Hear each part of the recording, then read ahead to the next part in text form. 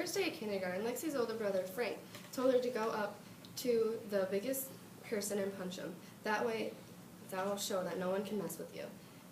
Being scared as a little kitten approaching her first prey, Lexi did just that. Unfortunately for me, I was that biggest kid.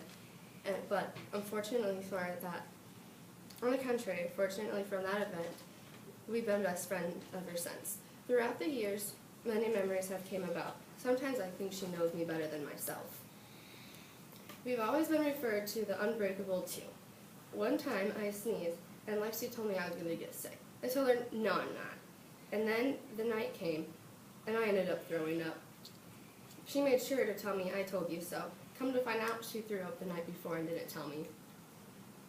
For my 16th birthday, my parents gave me a choice between tickets to go see Hunter Hayes. He just had a few singles out at that time, and I preferred not to listen to him, or get $100 towards anything I wanted. Lexi told me to get the tickets, and I did. Good thing I listened to her, because Hunter Hayes ended up being my favorite singer. Of course, I got I Told You So there also.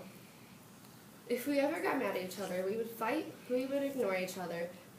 We would always come back an hour later with a peace offering. It was always our favorite candy. I couldn't tell you how much money I spent on Reese's peanut butter cups. But a hug usually was all that was needed. And then there was spring break in Mexico. We won't go into that. Let's just say that week was unforgettable. When heartbreaks came our way, we had the ice cream and sappy romantic movies ready, before the tears could even leave our eyes. We both had a crack at the bad boy. Lexi had a thing for David Clark.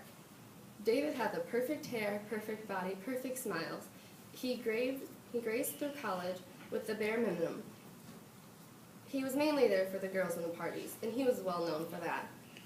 But the biggest attraction about him was the bike. All the girls wanted from him was his bike.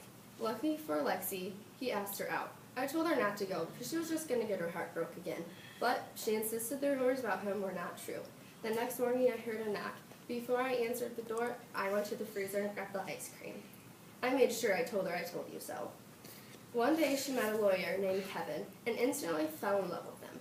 They went on a few dates. I always felt like something was up with him, but I didn't tell her. Come to find out, Kevin was actually Larry, a garbage man who lived in his mother's basement. There was no I told you so or ice cream involved. There was just laughs exchanged between us.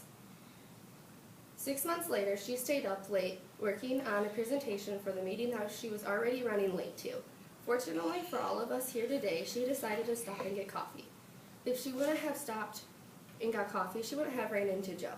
When I say ran, I mean literally ran into him, making him spill his fresh brewed hot coffee all over him.